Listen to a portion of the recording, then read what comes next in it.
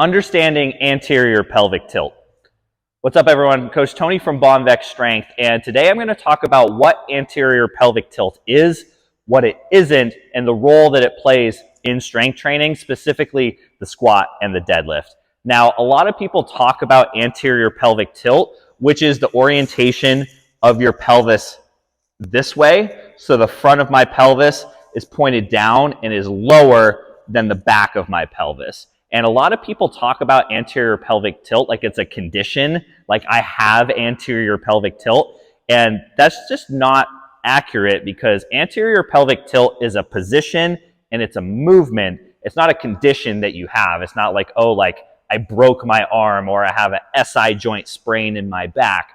You don't have anterior pelvic tilt. It's something that can change. It's something that you can move in and out of.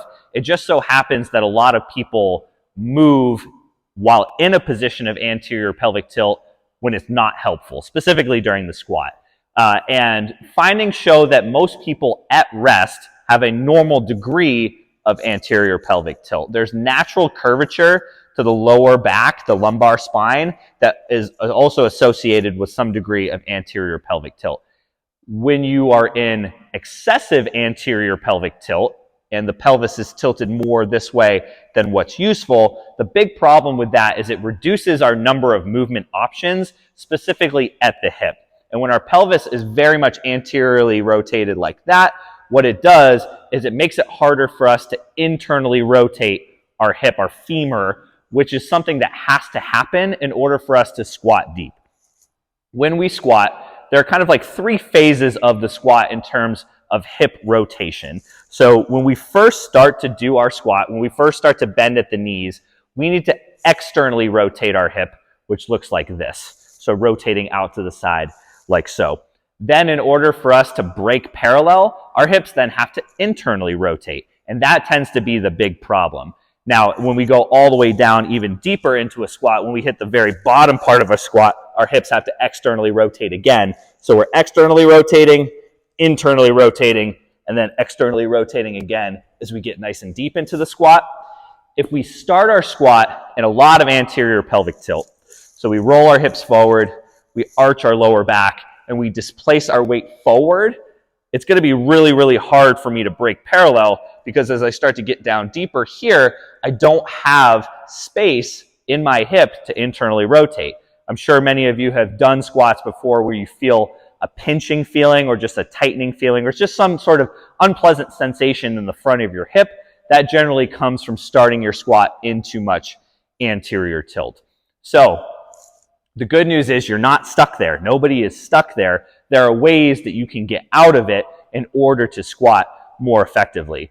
For most people, it's just as simple as creating kind of that braced canister position where we take our ribs and we take our pelvis, we just stack them on top of each other. It should just be a very, very subtle tuck of the hips underneath and just a bracing as if somebody is going to punch you in the stomach. You can also get to that by just exhaling gently. When we exhale, not a forceful exhale, kind of like blowing up a balloon, but just like kind of gentle, you're going to feel your ribs start to come down. You're going to feel some abdominal tension, and that accompanied with just a little tuck of your hips is usually enough to take you out of that excessive anterior pelvic tilt and put you in a position where now you can internally rotate your hips so you can break parallel.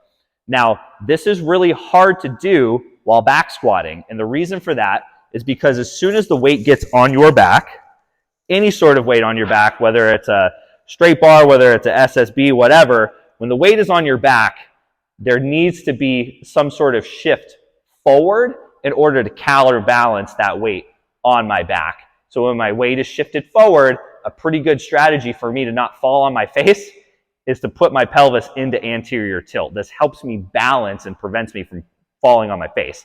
The problem with that is if I try to now squat in this degree of anterior pelvic tilt, once again, it's easy for me to start my squat, but then I start to get stuck right around that position where my hips need to internally rotate.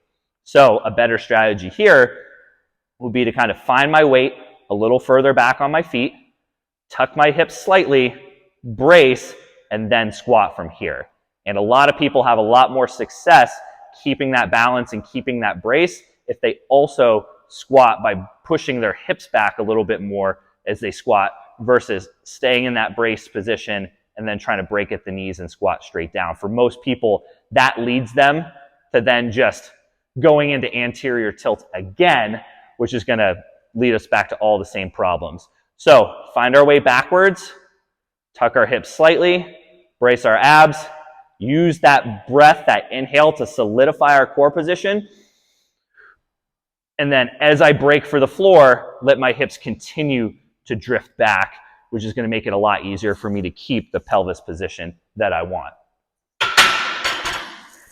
Now, if you want an even easier way to make your squats feel smooth and to get out of that anterior pelvic tilt, use some sort of squat where the weight that you're using is in front of your body.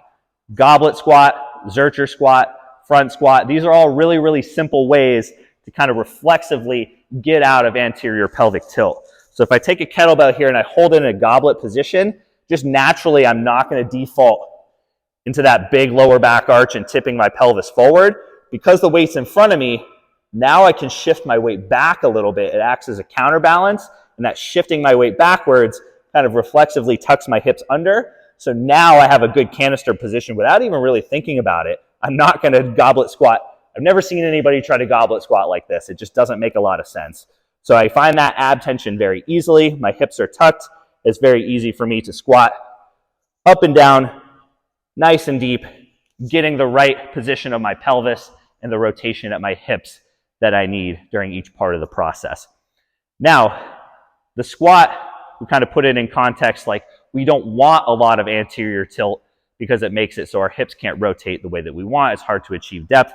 The deadlift, on the other hand, makes a case for anterior pelvic tilt actually being more useful, because when we roll the hips like so and we anteriorly tilt our pelvis, what it does is it puts tension at the proximal part of our hamstring, meaning the hamstring where it goes across our hip rather than the hamstring where it goes across our knee. And when we have sufficient hamstring tension at the proximal position, it helps keep our back flat, and it helps us use our hamstrings to extend our hips, which we need to do while doing a heavy deadlift. And it's pretty easy to feel this sensation while doing RDLs. So this is a really good drill to help you understand how your pelvis should be oriented while you're deadlifting. So you just set up a bar in some J-hooks so you can just pick it up from the top.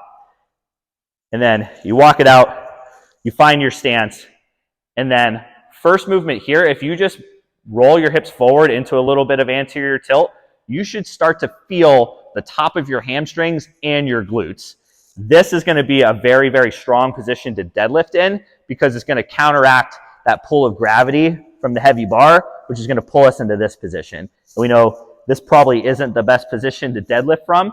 So rather than tucking our hips and bracing our abs like we would in a squat, the weight is already trying to do that to us. So we have to provide some sort of counterforce against that. So we roll our pelvis forward into a little bit of anterior tilt, not super excessive where I'm really arching my back, disengaging my core entirely. That's probably not the best way to do it either. So just a little flip of the pelvis forward, find tension in my hamstrings right where they meet my glutes, and kind of keep that position throughout. That's going to prevent me from rounding my back. It's going to give me really, really good hamstring tension. So if you're doing RDLs for the purpose of building your hamstrings, going into anterior tilt's a really good way to build that mind-muscle connection and actually feel your hamstrings. And if you're trying to deadlift a heavy weight from the floor without rounding forward and getting your weight pulled forward, starting in some anterior tilt is also really helpful. So understand that anterior tilt is not a condition. It's not something that you are in and can't get out of. It's simply a position. It's a motion. It's something that you can go in and out of and can be useful or problematic depending on the task at hand. So understanding those two differences is really, really important.